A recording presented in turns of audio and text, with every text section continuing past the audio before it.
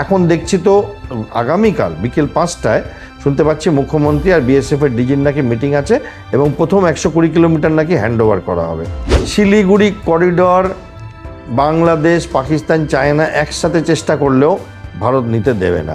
বিগত সরকারের মধ্যে কারা কারা কারা আছে যারা এই জমি, মানে যে লোকগুলো এখন জমি দিয়ে দিল, তাদের জিজ্ঞেস করা উচিত যে তোমরা এতদিন দাওনি কেন, তাদের জিজ্ঞেস করা উচিত। স্যার, আপনাকে মাধ্যমে স্বাগত। স্যার, বিজেপি সরকার ক্ষমতায় আসার প্রথম মন্ত্রিসভাতেই বিএসএফকে কাঁটাতারের বেড়া দেওয়ার জন্য জমি হস্তান্তরের সিদ্ধান্ত নিয়েছে। এই প্রক্রিয়াটিকে সীমান্ত এলাকায় অনুপ্রবেশ ও চোরাচালান বন্ধে কতটা কার্যকর হবে বলে আপনি মনে করেন? অনেকটা কার্যকর হবে। এর কারণ আপনি যদি দেখেন আমাদের এই এরিয়াতে অনেকগুলো দেশ আছে এবং তাদের সাথে ভারতবর্ষের একটা সীমানা আছে, যেমন ভুটান আছে, নেপাল আছে, বাংলাদেশ আছে, মিয়ানমার আছে। এবং এই দেশগুলোর কোনোটাতেই কিন্তু কাঁটাতার নেই সেরকমভাবে। বাংলাদেশের সাথে আমাদের 4000 প্রায় 100 কিলোমিটার বর্ডার, তার মধ্যে একটা বিরাট অংশ কাঁটাতারে ভরা আছে, মানে 3500 কিলোমিটারের কাছাকাছি কাঁটাতার আছে। আর ছোট্ট একটা অংশ ধরুন 700-800 কিলোমিটার, তার মধ্যে বেশিরভাগ ওয়েস্ট বেঙ্গলে সেটা কাঁটাতার নেই। এইটা কেন হলো?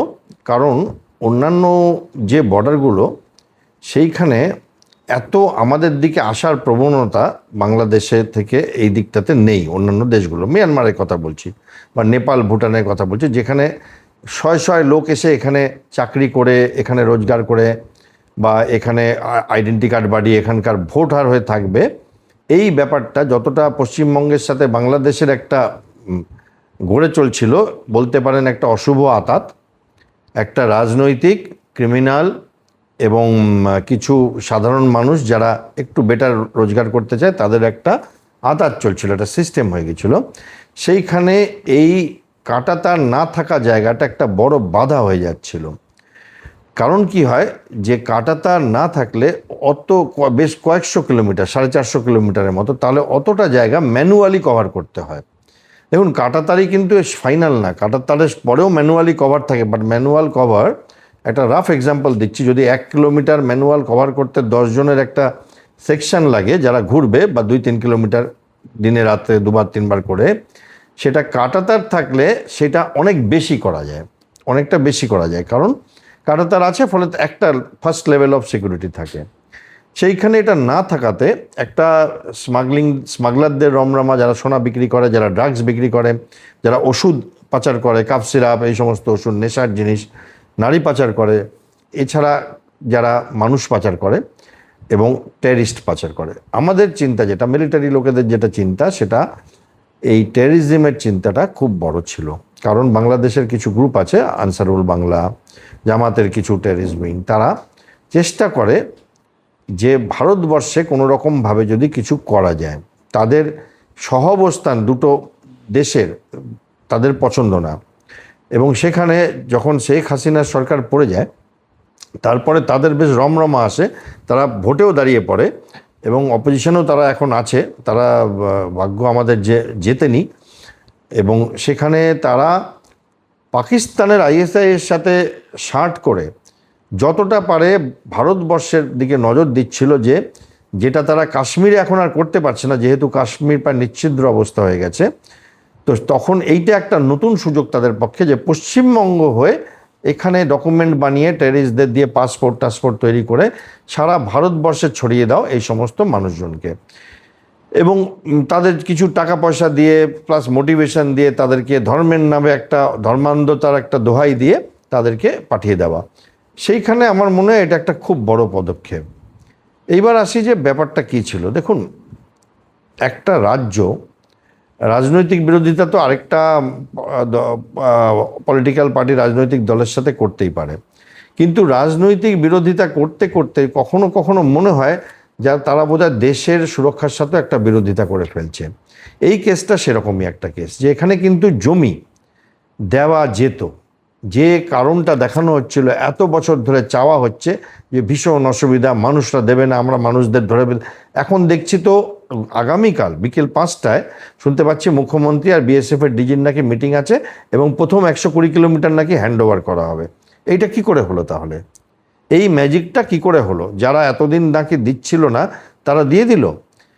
তো আমার যেটা মনে হয় কোনো একটা ইচ্ছা ছিল, ইচ্ছা শক্তি, যারা চাইছিল না এটা দেওয়া হোক, তাতে যদি রাজ্যের সাথে সাথে দেশের সিকিউরিটি গোল্লায় যায় যাক। তো সেইখানে এখন যেমন একটা বেশ রব উঠেছে যে এক্ষুনি জমি পাওয়া যাবে 1-2 মাসের মধ্যে, এবং কালকেই নাকি একটা বড় অংশ হ্যান্ডওভার করা হচ্ছে নবান্নে। তাহলে আটকালোটা কে? কার কথায় এটা আটকানো হলো?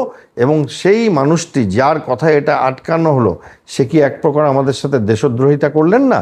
কারণ এইটাতে তো আমাদের ডাইরেক্ট দেশের ক্ষতি। কারণ কালকে যদি যুদ্ধ হয় আমাদের পাকিস্তানের সাথে লড়াই করতে হবে, চীনের সাথে বুঝে নিতে হবে, এবং তার সাথে এখন বাংলাদেশের সঙ্গেও বুঝতে হবে। সেখানে ফেন্সিংটা থাকলে কাজটা অনেক সুবিধা হতো। তো এই অসুবিধা, এবং মাঝখানে যে বেশ কয়েক লক্ষ মানুষ ঢুকে পড়লেন এই গত 8-10 বছরে, এবং কেউ পাসপোর্ট বানালেন, কেউ আধার কার্ড বানালেন, কেউ ভোটার কার্ড বানালেন, এবং সেইগুলো বানানো ছাড়াও তারা এক প্রকার আমাদের দেশের সাধারণ মানুষদের সমস্ত সুযোগ সুবিধা ভোগ করলেন অন্য দেশের বাসিন্দা হয়ে। তার পিছনে যে চক্রটা ছিল সেটাও মনে হয় যদি খোঁজা যেত, আমার মতো মানুষ খুশি হতো। বাট যাক, আমি আপাতত এটাতে খুশি হয়েছি যে বাংলাদেশের সঙ্গে আমাদের ফেন্সিং উঠলে বিএসএফের কাজটা অনেক সহজ হয়ে যাবে, তাদের ম্যান পাওয়ার অনেকটা ফ্রি থাকবে, এবং তারা আরও দৃঢ়ভাবে দেশের সুরক্ষাটাকে রাখতে পারবে। স্যার, এই যে শিলিগুড়ি করিডোর বা চিকেন স্নেক যেটাকে বলা হয়, যেটা কিনা দেখছি বারবার বাংলাদেশের পক্ষ থেকে থ্রেট দেওয়া হতো যে তারা নাকি দখল করে নেবে, কিন্তু আমরা দেখছি নতুন সরকার আসার পরে এই জায়গাটাকে গুরুত্ব সহকারে দেখা হচ্ছে এবং জমি হস্তান্তরের কথা ভাবা হচ্ছে। এই বিষয়টা নিয়ে যদি কিছু বলেন। এখানে দুটো জিনিস বলবো। দেখুন, এই সরকার নতুন এসছে, ভারতবর্ষের সরকার তো নতুন আসেনি। এবং শিলিগুড়ি করিডোর, এই বাংলাদেশ যেটা আজকাল কথা বলছে শিলিগুড়ি করিডোর, এটা কিন্তু আমি যবে থেকে চাকরি জয়েন করেছিলাম তবে থেকে আমাদের প্ল্যানিংয়ে থাকে যে শিলিগুড়ি করিডোরটা আমাদের একটা থ্রেট, এবং সেই থ্রেট আরও অনেক বড় শক্তির থেকে, এবং সেই শক্তির থেকে বাঁচবার জন্য, মানে চীনের মতো কোনো বড় দেশ, সেখানে কি করা হয় যাবতীয় ব্যবস্থা আছে। ফলে ওইটা কোনো দিন হবে না যে শিলিগুড়ি করিডোর কেটে নেবে। বাট এই যে তাকাচ্ছে এদিকে, সেটাই একটা আস্পর্ধা মনে হয় যে বাংলাদেশের মতো একটা ছোট্ট দেশ, যার না আছে বড় এয়ারফোর্স, না আছে নেভি, না আছে টাকা পয়সা, না আছে মনোবল, না আছে সরকার, না আছে কোনো সিস্টেম, আর দেশটার জন্ম দিয়েছে ভারত, এবং না আছে ইতিহাস, না আছে জিওগ্রাফি, ভারত দিয়ে ঘেরা পুরো দেশটা একটা ঘোড়ার নালের মতো। পুরো একদিক থেকে যদি দেখেন, বঙ্গোপসাগর হয়ে, পশ্চিমবঙ্গ হয়ে, মেঘালয় হয়ে, আসাম হয়ে, মিজোরাম হয়ে, ত্রিপুরা হয়ে, মাঝখানে একটু সমুদ্র, বাকিটা পুরো আমার একটুখানি মায়ানমারের সাথে বর্ডার আছে ছোট্ট একটা। তো সেই পুরো ইউ করে ভারত ঘিরে আছে, সেই দেশটির সাহস কী করে হয়? আদারওয়াইজ আমি আপনার চ্যানেলের থ্রুতে বলতে চাই, শিলিগুড়ি করিডোর বাংলাদেশ, পাকিস্তান, চায়না একসাথে চেষ্টা করলেও ভারত নিতে দেবে না। কারণ ভারতের দেয়ালে পিঠ লাগলে ভারত তার যথাযথ ব্যবস্থা হবে। ভারত খুব বিশ্বের অন্যতম বৃহৎ মিলিটারি পাওয়ার, এবং ভারত নিউক্লিয়ার পাওয়ার। তো ওইটা আমরা ছোটোবেলার থেকে যেটা শিখেছি সেটাই বলছি আপনাকে। বাংলাদেশটা তো এখন হলো, বাট যে শিলিগুড়ি করিডোরের জন্য যথাযথ ব্যবস্থা নেওয়া ছিল। এবার এই সরকার আসার পরে যেটা হয়েছে, গতকাল দেখলাম, দেখুন, এই যে আপনি যেটা আগে বলছিলেন বাংলাদেশের বিএসএফের, ওটা তো শপথ নেওয়ার কয়েক ঘন্টার মধ্যে ওই ব্যাপারটা নিয়ে ডিসকাস হয়েছে। গতকাল দেখলাম ন্যাশনাল হাইওয়ে অথরিটিকে অনেকটা জমি দেওয়া হলো ওই করিডোরের আশপাশ দিয়ে যতগুলো রাস্তা যাচ্ছিল তাদের কাজগুলো এগানোর জন্য, যাতে ওই জায়গাটাতে আরও রমরমা বেড়ে যায় আর কি। হ্যাঁ, এবং আমার মনে হয় যদি দেশের সুরক্ষার জন্য বর্ডার এরিয়ার স্টেটগুলোতে কিছু বিশেষ ব্যবস্থা থাকে, যাতে রাজ্য সরকার চাইলে এইরকমভাবে দেশের সুরক্ষাকে, যদি কালকে আবার অন্য একটা সরকার চলে আসে, দেশের সুরক্ষাটাকে যাতে জিওপার্ডাইজ বা ঘাটতি তৈরি না করতে পারে, তার জন্য আমাদের দেশের নতুন নিয়ম বানাতে হলে বানানো হোক। যাতে কিরকম হতে পারে নিয়মগুলো? কীরকম হতে পারে? যে বর্ডার স্টেটসগুলোর উপরে কন্ট্রোল থাকবে সেন্টারের, ডিস্ট্রিক্টসগুলোর উপরে, ওই ডিস্ট্রিক্টগুলোর উপর ডুয়াল কন্ট্রোল হবে। আমি জাস্ট একটা কথা বলছি। দেখুন, এই সমস্ত তো নিড থেকে মানুষের নিয়ম শুরু হয়, একটা দরকার আসে, প্রয়োজন আসে। এবার আমরা কি দেখলাম, রিসেন্টলি আমরা দেখেছিলাম দিল্লিতে একজন মুখ্যমন্ত্রী ছিলেন, তিনি জেলে গেছেন, জেলে থেকে রিটায়ার করছেন না। একটা ক্রাইসিস হয়েছিল, কনস্টিটিউশন যখন লেখা হয়েছিল তখন কেউ কল্পনা করেনি যে একদিন ভারতবর্ষের মুখ্যমন্ত্রীরা এরকম করবেন। ঠিক আছে, আমরা রিসেন্টলি এখানেও দেখেছি ইলেকশন হওয়ার পরে যে ইলেকশনে হারলেও আমি মানি না, তো আমি রিজাইন করবো না, প্রয়োজন নেই আমার। তো এইগুলো যে হচ্ছে, তো যেমন যেমন সমাজের বিচ্যুতি ঘটছে কলিযুগে, তো তখন কি হচ্ছে যে নতুন নতুন নিয়ম বার করতে হবে। যেমন এক সময় আমাদের ছোটোবেলায় একটা নিয়ম এসেছিল টাডা, হ্যাঁ, তারপরে হচ্ছিল পোটা, প্রিভেনশন অফ টেররিজম অ্যাক্টিভিটিস। তো এরকম এখন যেমন এনআইএ হয়েছে, এনআইএটা আজ থেকে 10 বছর আগে ছিল না। তো এইবার আস্তে আস্তে এমন কিছু নিয়ম আসা উচিত যে বর্ডার ডিস্ট্রিক্টস যেই দেশগুলোর সাথে আমাদের আছে, সেখানে প্রয়োজন হলে সেন্ট্রাল গভর্নমেন্টের কথা শেষ কথা হবে, এবং সেই রকম দরকার হলে নিয়ম মানা উচিত। এই কেসটাতে আপনাকে আমি বলবো, সুপ্রিম কোর্টের অর্ডার ছিল 2023-এ কেস, তারপরে 2026-এ সুপ্রিম কোর্টের যে মার্চের মধ্যে হ্যান্ডওভার করতে হবে, জানুয়ারিতে ডিসিশন আসে, কিচ্ছু দেওয়া হয়নি, একটা কাজ এগানো হয়নি।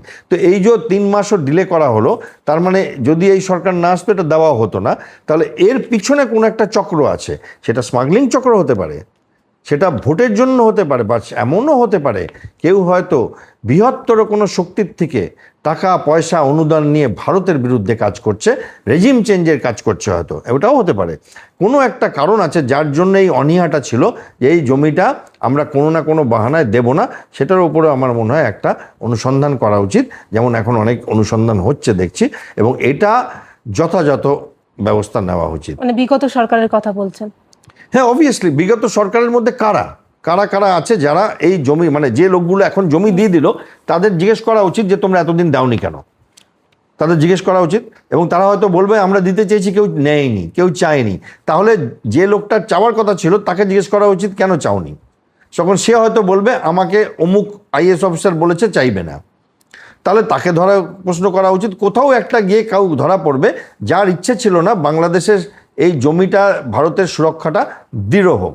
সেটা 10টা কারণে হতে পারে। তার হয়তো স্মাগলিংয়ের টাকা আসছিল, সোনা পাচারের টাকা আসছিল। আমরা মাঝখানে এয়ারপোর্টে সোনা পাচারের ঘটনা দেখেছিলাম, তাই না, যে ব্যাগ সার্চ করা নিয়ে তুমুল ব্যাপার হয়েছিল একটা। হয়তো তার কিছু অন্য ব্যবসা ছিল, বা সোজাসুজি টেররিজমের সাথে যুক্ত আছে, সোজাসুজি। এটা আমার মনে হয় খুব সিরিয়াস কেস।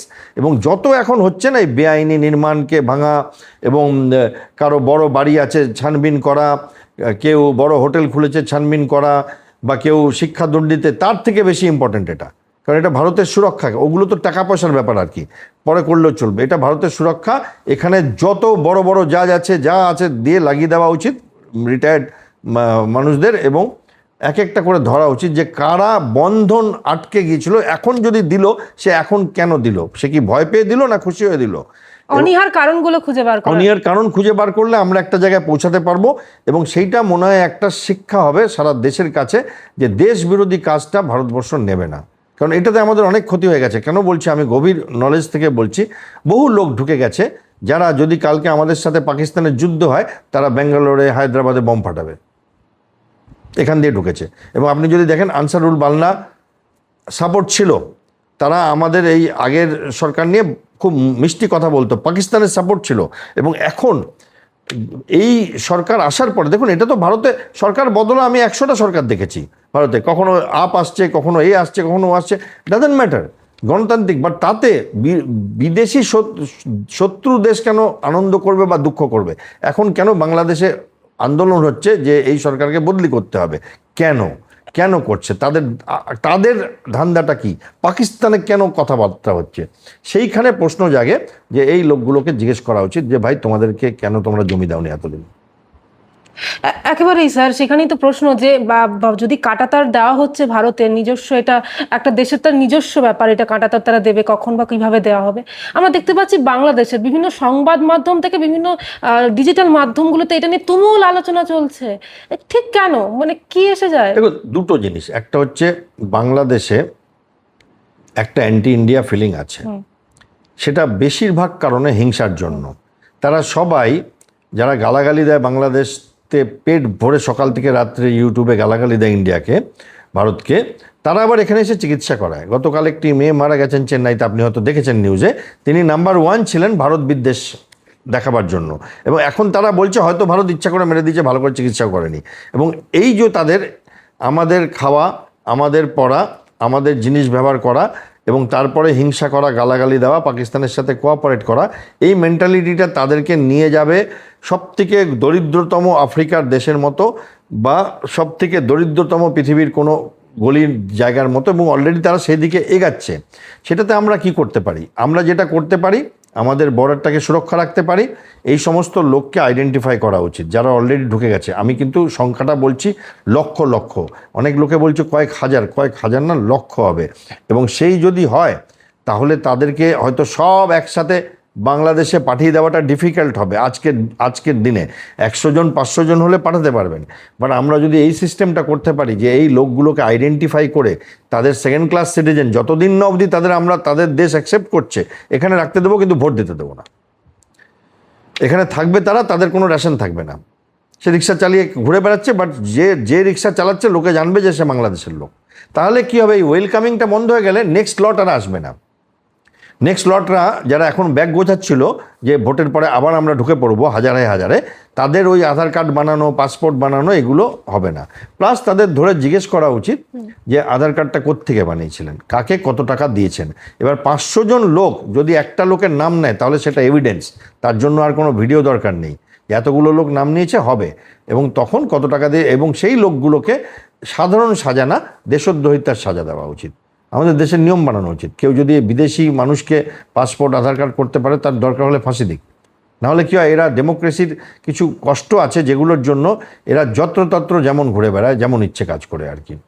একটা লিমিট থাকা উচিত। দেখুন, পলিটিক্সে কেউ একটু ভোটে ছাপ্পা মারলো, কেউ একটু ভোট বাক্স এদিক ওদিক করলো, এগুলো চলে আসে সারা পৃথিবীতে।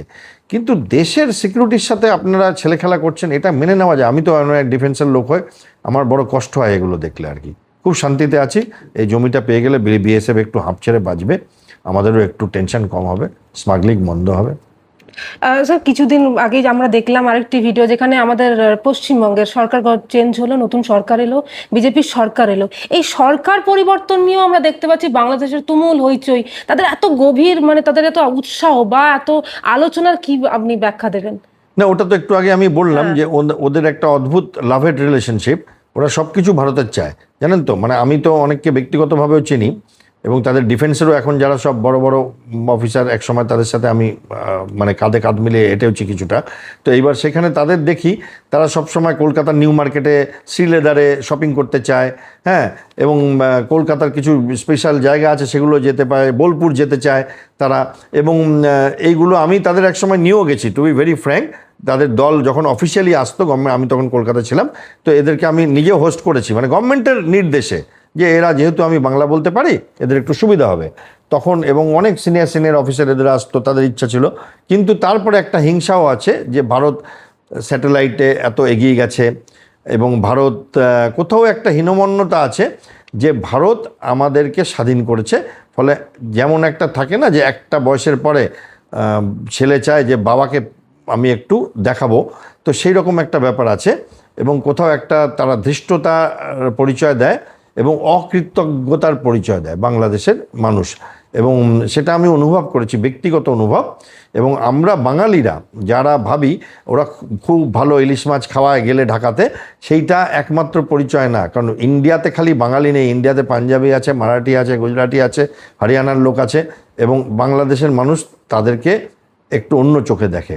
এবং সেইখানে আমার মনে হয় যে আমাদের একটা সৌহার্দ্যপূর্ণ সম্পর্ক থাকা উচিত, বেসড অন বিজনেস। তার বাইরে বেশি কোনো বুকে জড়িয়ে ধরা বা বেশি কোনো জল ট্রিটি বা কিচ্ছু করা উচিত না। প্রত্যেকটা ট্রিটি করবার আগে 10 বার চিন্তা করে 10টা জিনিস আরও তাদের থেকে নিয়ে তারপরে ট্রিটি করা উচিত। স্যার, বাংলাদেশে হাসিনা সরকারের পতনের পর এবং পরবর্তীতে সেখানকার অস্থিরতার প্রভাব পশ্চিমবঙ্গের সীমান্তেও পড়েছে। বর্তমান পশ্চিমবঙ্গ সরকারের কি মনে করে, মানে যে বাংলাদেশের এই যে অভ্যন্তরীণ রাজনীতি ভারতের সীমান্তে নিরাপত্তা যাতে সরাসরি প্রভাব যে ফেলে, সেটার জন্য কি পদক্ষেপ নেওয়া উচিত বলে আপনার মনে হয়?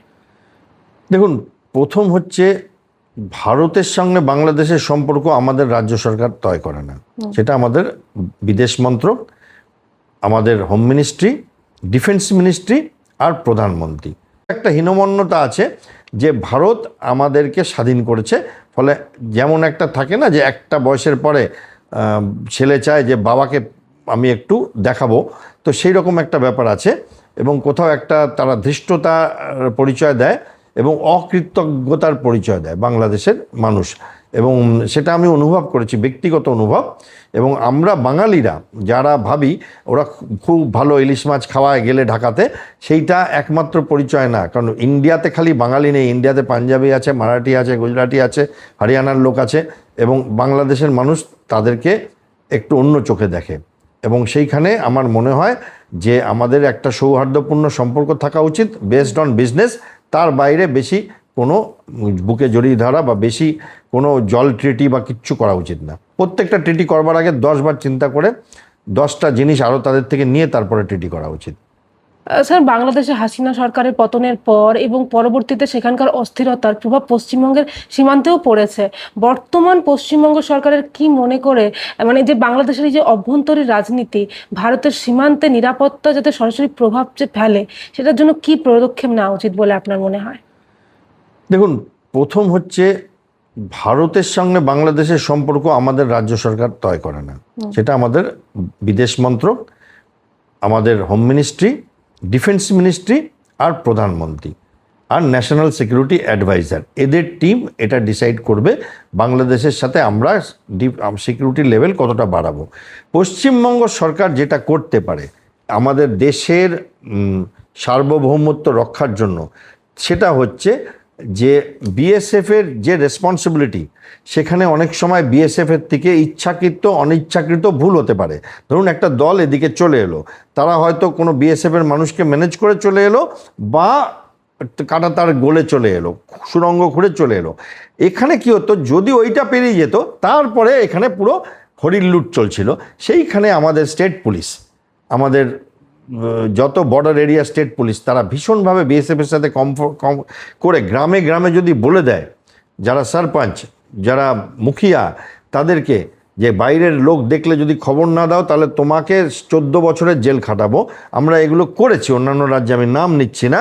তাহলে সে লোক ঢোকার 1 ঘন্টার মধ্যে খবর দিয়ে দেবে যে এই বাড়িতে লোক ঢুকেছে। এবং এইবার একবার যখন ওটা শুরু হয়ে যাবে, যেটা এখানে হচ্ছিল না, এখানে লোক ঢুকলে তাকে গরম খাবার দেওয়া, তার আধার কার্ড বানানো, পাসপোর্ট বানানো, তার থেকে টাকা নেওয়া, ভোটার কার্ডটা আগে বানানো, আধার কার্ডটা পরে বানানো, এইসব চলছিল। তো এইখানে সেখানে সেইগুলো যদি করে একটা ওটা বন্ধ হবে।